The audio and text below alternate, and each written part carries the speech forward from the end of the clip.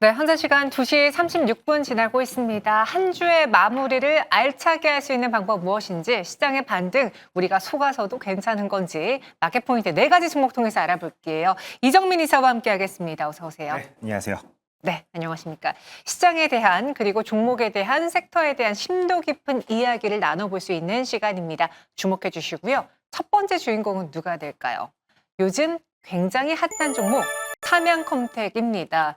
최근에 새내 기주들의 반응이 굉장히 뜨거워요. 네. 네, 물론 뭐 주가가 급등을 했다라고 말할 수는 없지만 급등했다가 급락했다가 변동성이 굉장히 큰 상황이고 그중에 또 삼양컴텍을 주목하는 건 이게 방산이라는 테마 안에 들어가잖아요. 그렇죠. 어떤 기업이길래 주목을 받은 걸까요? 네, 사실 삼양컴텍이 한두 달 정도만 좀 먼저 상장을 했다라면은 네. 아마 추세가 훨씬 좋았겠죠. 하지만 이제 좀 방산주들에 대한 투자 심리가 조금 꺾이는 딱 그 시점에 이제 상장을 하다 보니 이제 그 상장 이후에 이제 3일이죠. 3일간 연속으로 좀 급락하는 모습을 보여줬다가 오늘 같은 경우는 이렇게 반등하는 모습들을 다시 보여주고 있습니다. 동사 같은 경우에는 국내에서 최초로 방탄복이랑 방탄 헬멧을 개발한 것으로 알려지고 있습니다. 그렇기 때문에 방산 기업으로서는 상당히 업력이 이제 좀 오래된 회사다라고 좀 기억을 해주시면 될 것 같고요. 특히나 이제 동사가 주력으로 매출원을 가지고 있는 부분이 바로 K2 전차용 방탄 장갑입니다. 방탄 장갑과 관련되어 가지고는 독점적으로 현재 그 납품을 하고 있는 것으로 알려지고 있고요. 그러다 보니 매출 비중이 가장 높다라고 우리가 좀 생각을 해야 될 것 같습니다. 뿐만 아니라 수리온 헬기에 헬기 부품도 납품을 하고 있습니다. 근데 헬기 부품 중에서도 방탄과 관련성 있는 그런 부품들 위주로 이제 납품을 좀 하고 있고요. K2 전차에 대한 기술을 가지고 이제 자체 개발한 전차죠. 그 튀르키예 전차 알타이에도 이번에 방탄 장갑 수출 계약이 성사가 되었습니다. 그렇기 때문에 K2 전차 관련되어 가지고 방탄 장갑 쪽으로는 동사가 독점적으로, 그러니까 독보적으로 기술력을 좀 가지고 있다라고 우리가 평가를 해야 될 것 같고요. 이러다 보니 동사의 그 매출과 영업이익도 굉장히 가파르게 좀 상승을 하고 있는 추세입니다. 특히나 2024년도 매출 같은 경우에는 1,416억 원이었고요. 영업이익은 181억 원을 기록을 했었는데요. 불과 2022년도 같은 경우에는 영업이익이 19억 원 정도 됐었기 때문에 약한 영업이익은 10배 정도 2년 만에 증가했다라고 우리가 평가를 해야 될 것 같습니다. 네, 그래서 삼양컴텍 물론 지금도 관심을 받고 있긴 하지만 만약에 방산주들이 오늘 고점을 뚫어내는 그 시기에 상장을 했다면은 지금보다 더 좋은 성장을 보여주지 않았을까. 그러면 아직은 방향성이 완벽하게 잡히지 않은 네. 새내 기주이잖아요. 이 삼양컴텍의 향후의 방향성 위일까요? 아니면 횡보일까요?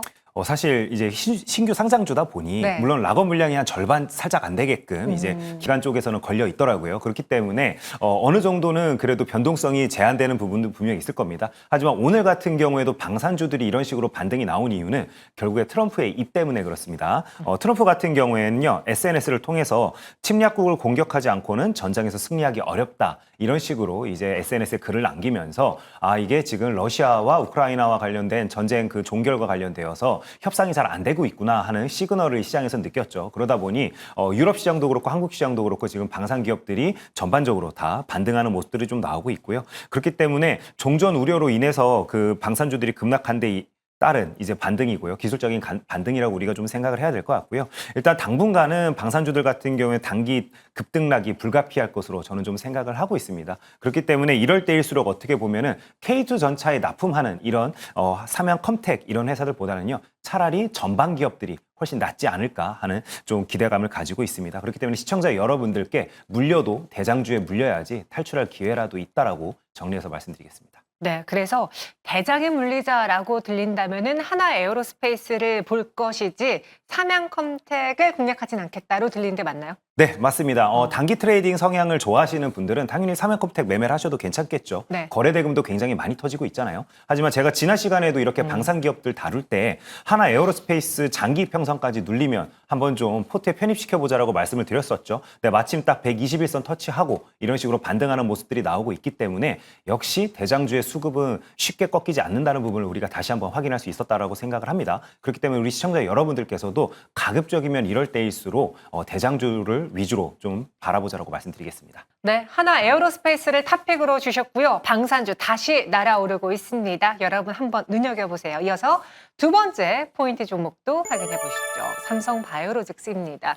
그간 시장에서 네. 분할이라는 이야기가 약간 금기어처럼 거론이 됐어요. 정부에서도 약간 호시탐탐 노리고 있었잖아요. 그렇죠. 그런데 이번에 삼성 바이오로직스가 인적 분할을 통해서 삼성 바이오에피스를 재상장할 것이다라는 이야기가 흘러나왔더라고요. 네네. 어떤 내용인지 그렇게 되면 무엇이 바뀌는 겁니까? 네, 일단 뭐 삼성 같은 경우에는 이번에 이제 그 승인까지 아예 받았더라고요. 예비 심사를 이제 통과한 부분인 건데 삼성 SP홀딩스 같은 경우에는요. 그 자회사 관리 및 신규 투자 사업 부문을 분할 설립하겠다라고 이제 삼성 측에서는 좀 밝혔습니다.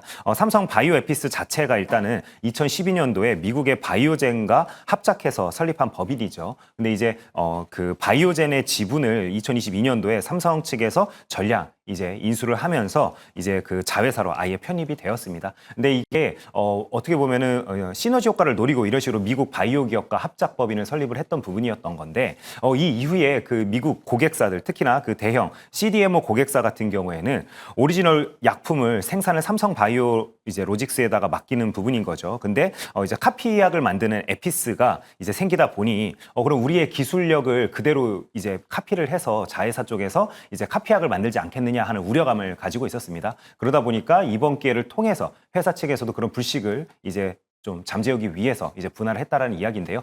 삼성전자를 우리가 예로 들었을 때 항상 이야기 나오는 것 중에 하나가 TSMC 같은 경우에 아예 사운이 고객사와는 경쟁하지 않는다죠. 근데 삼성 같은 경우에는 전자 안에 예를 들어 파운드리 사업부가 안에 같이 있다 보니 파운드리 사업부를 따로 이제 좀 분할을 해야 되지 분할해야 되는 게 아니냐 이런 이야기가 항상 나오듯이 삼성 바이오로직스 같은 경우도 이번에 똑같은 이슈로 인해서 이제 분할을 하게 되었다라고 우리 시청자 여러분께서 좀 받아들여야 될 것 같습니다. 근데 그럼에도 불구하고 제가 생각했을 때 네. 굳이 그럼 분할하는 것까지 오케이입니다. 근데 이거를 상장을 해야 되느냐? 이거는 좀 다른 이야기라고 저는 좀 생각을 합니다. 그렇기 때문에 개인적으로는 그렇게까지 삼성이 그렇다고 현금 흐름이 나쁜 회사도 아닌데 굳이 이렇게까지 상장할 이유가 있는가에 대해서는 여전히 의구심을 가지고 있다라고 말씀을 좀 드리겠습니다. 그럼 그냥 저는 쉽게 한번 궁금한 거 여쭤볼게요. 네네. 삼성 바이오로직스가 인적 분할을 하기 때문에 지금 당장 이 삼성 바이오에피스의 상장이 네. 악재로 작용하지는 않을 것 같은데요. 네. 추후에 삼성 바이오에피스가 상장을 한다면 네. 삼성 바이오로직스의 매력도가 가미되는 건가요? 저는 당연히 수급이 일정 부분 뺏길 것으로 생각을 하고 있습니다. 네. 뭐 인적 분할인데도 불구하고 주가가 이렇게 하락하지 않기 때문에 이건 호재성 뉴스가 아니냐라고 받아들이시는 분들도 분명히 있겠죠. 네. 하지만 우리가 생각을 해볼게요. 파마리서치 얼마 전에 한번 떠올려 볼까요?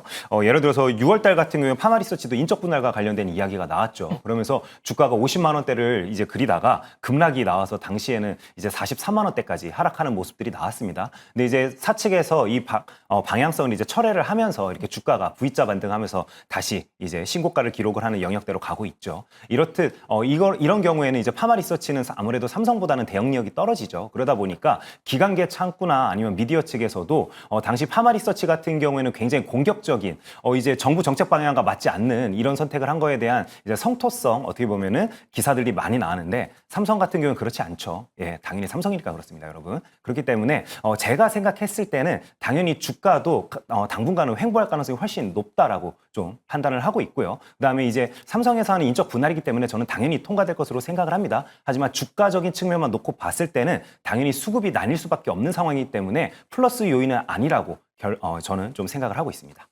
그래서 지금 당장 주가가 오른다고 호재로 생각할 수도 있겠지만 추후에 바이오에피스가 상장하고 난 다음을 생각한다면은 네. 그렇게 호재는 아니다. 그럼 여기서 삼성 바이오로직스를 이 이슈를 통해서 나 나중에 삼성 바이오에피스도 한 주 받아봐야지 하고 사는 건 네. 그리 좋은 전략이 아닐 수 있겠네요. 네, 우리가 굳이 이렇게 노이즈성 이슈가 발생이 되었을 때는요, 관망하는 것도 하나의 전략이 될 수가 있죠. 굳이 내가 용기를 내서 투자를 해서 남들보다 앞서 나갈 생각하실 필요가 전혀 없습니다. 항상 보수적으로, 보수적인 관점으로 그래도 투자를 하실 때 예수금을 안정적으로 키워나갈 수 있기 때문에 이번 이슈와 관련되어 가지고는 이제 어느 정도 교통정리가 다 완료된 다음에 포트에 편입시켜도 절대 늦지 않다라고 생각을 한다는 게 제 결론입니다. 네. 그럼 혹시 이 교통전례 안에 있는 삼성물산이 오늘 같이 오르잖아요. 네. 삼성물산을 사는 거에 대해서는 이거는 또 다른 전략일 것 같은데요. 네, 근데 삼성물산을 이야기하려면요. 네. 오늘 지주사들이 전반적으로 일단 반등하는 모습들도 나오고 있죠. 아. 그리고 오늘 주가지수 자체가 워낙 이제 좋죠. 그러다 보니 삼성물산에게도 일정 부분 수급이 쏠리는 부분들은 당연한 수순이라고 저는 좀 생각을 하고 있습니다. 그렇기 때문에 삼성바이오로직스가 이런 식으로 그 뉴스가 나왔다고 해서 삼성물산이 같이 움직인다라고 우리가 생각을 하기보다는 기관계 창구와 외국계 창구, 특히나 프로그램 매매가 자동으로 들어오는 부분들로 놓고 보아 주가 지수 자체가 오늘은 그래도 나름 괜찮죠. 그렇기 때문에 수급이 일정 부분 쏠리고 있다라고 우리가 판단하는 게 맞을 것 같습니다. 알겠습니다. 교통 정리가 끝난 다음에 투자해도 늦지 않는다. 오늘 호재라고 생각하고 들어가기보다는 저희는 관망하겠습니다. 이어서 다음 포인트 종목 보시죠. 다음 주면 이제 한미 정상회담. 그쵸? 네, 네. 드디어 열리고요. 그로 인해서 시장에서 분명히 계산기를 두들기면서 수혜 업종을 찾아낼 것입니다. 저희는 한번 미리 LNG가 그 주인공이 될 수 있지 않을까 점쳐보려고 하는데요. 트럼프 대통령이 지금 각국을 돌아다니면서 마치 세일즈하는 거잖아요. 그죠, 네. 근데 세일즈하려는 그 품목에 방산도 있지만 자신들의 천연가스를 사라 굉장히 강하게 네. 압박하고 있어요.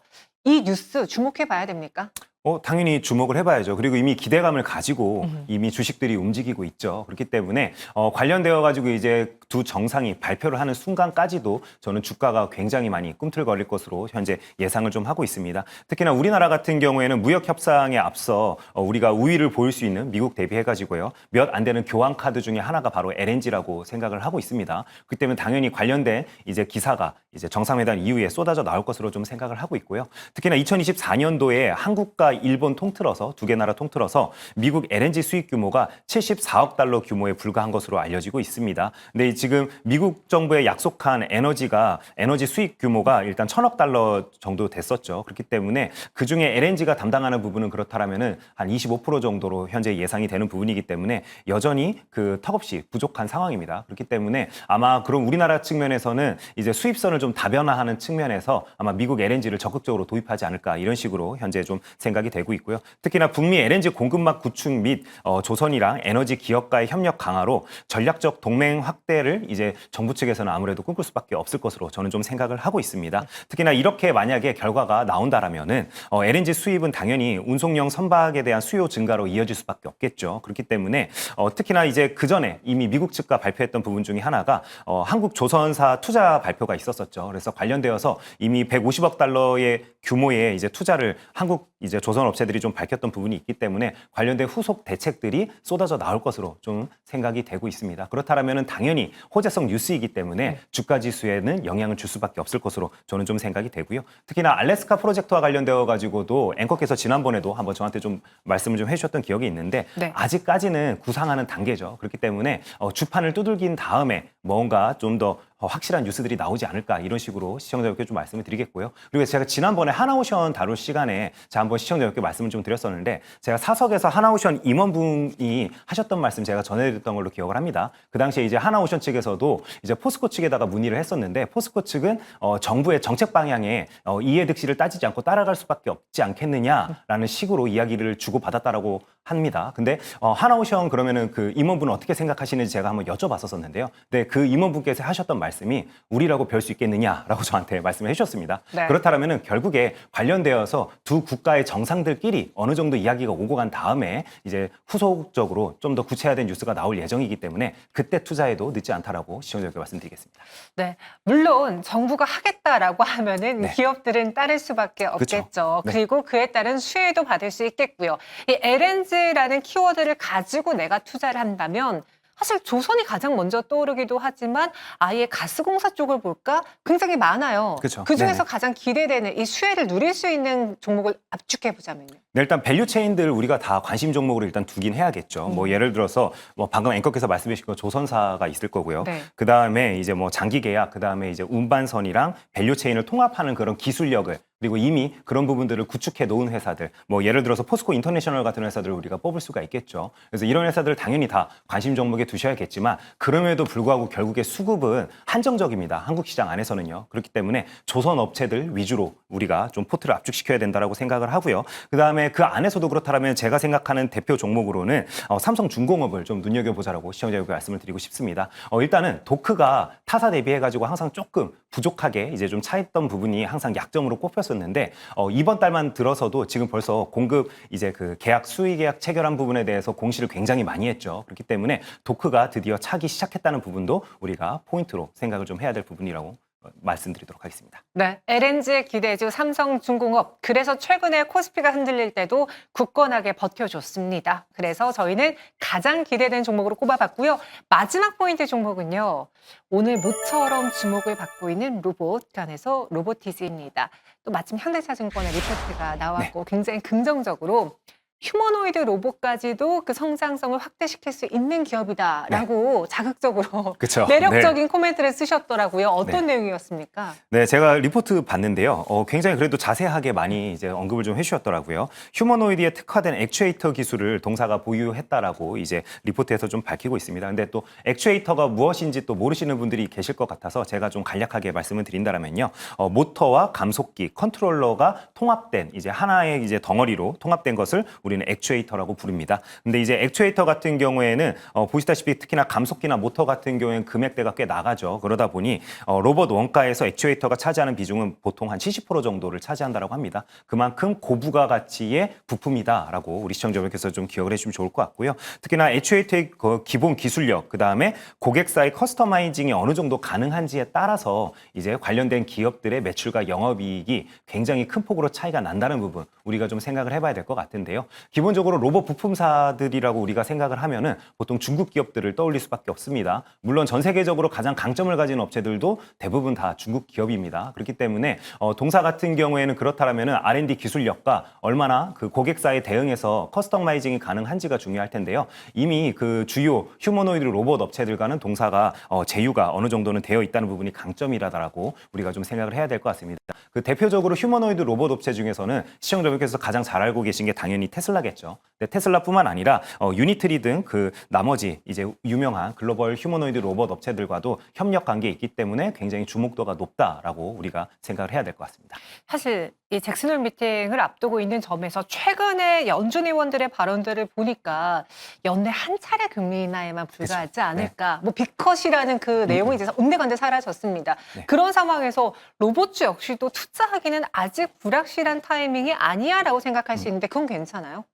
저는 조금 관망하는 게 좋지 않을까 여기도요? 하는 네, 개인적인 생각을 좀 가지고 있습니다. 네, 왜 그러냐면요. 방금 앵커께서 말씀하신 것처럼 일단 시장의 기대치는 3번 정도 금리 인하를 이제 꿈꾸고 있었는데 한 번 정도 이제 그 금리 인하하지 않을까 하는 부분에 대해서 요즘에 생각하시는 분들이 많죠. 그러다 보니까 성장주에 공격적으로 투자하기에는 더군다나 로보티즈 같은 경우에는 추세적인 상승을 계단식 상승을 주가가 지속적으로 좀 하고 있었죠. 그러다 보니까 5월 달 같은 경우에도 4만 원대이던 주가가 최고 가격대까지 우리가 생각을 해본다라면은 9만 원까지 상승한 부분이 있기 때문에 굉장히 부담스러운 자리도 맞습니다.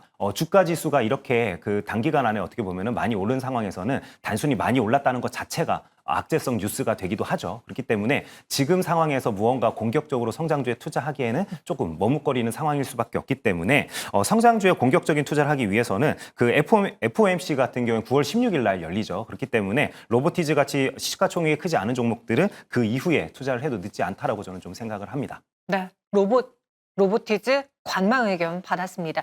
오늘은 이상하게 적극적인 투자 의견보다는 관망에 대한 투자 의견이 많았는데요. 네. 전체 4개 안에서 이정민 이사님의 시선을 끈 종목이 있었을까요? 보시죠. 그래도 LNG를 골라주셨고 삼성중공업이 그럼 가장 매력적일까요? 네, 저는 삼성중공업 시청자 여러분들께 네. 한번 좀 이제 쳐다보자라고 좀 말씀을 드리겠습니다. 일단 상대성을 항상 저는 좀 생각하는 편인데요. 뭐 하나오션이나 HD, 현대중공업 대비해가지고 여전히 가격적인 측면만 놓고 봤을 때 덜 상승했다라는 게 가장 매력적이라는 부분 다시 한번 좀 말씀을 드리겠고요. 특히나 삼성중공업 같은 경우도 52주 신고가를 앞두고 있습니다. 근데 저는 이제 다음 주에 정상회담이 열리면은 52주 신고가를 시원하게 뚫어주지 않을까 하는 기대감을 가지고 있고요. 그다음에 삼성 측에서 제가 알기로는 여전히 더 나올 이제 수주 소식이 있는 것으로 현재 알려지고 있기 때문에 관련된 이제 호재성 뉴스까지 기대를 해보면서 지금 한번 삼성중공업 바라보자라고 시청자 이렇게 말씀드리도록 하겠습니다. 네, 그래서 LNG 관련주 삼성중공업을 오늘의 포인트 탑픽으로 선정해 드렸습니다. 조금 전에 알테오젠의 주가가 크게 움직이면서 5%에서 6%가량의 상승 보여주면서 코스닥의 지수마저도 움직여주고 있습니다. 갑작스러운 지수 변화에 무엇 때문인가 하셨을 텐데요. 바로 이 알테오젠이 주인이었습니다. 왜 오르는지 아직 시장에서 뚜렷한 재료는 없습니다만 한번 예의주시해 보셔야겠네요. 코스닥 지수도 보시다시피 비슷하게 연동되어서 차트가 형성되고 있습니다. 이에 대한 이야기는 일타 강사님과 함께 이야기 나눠보겠고요. 저희는 여기서 인사드릴게요. 고맙습니다. 네, 감사합니다.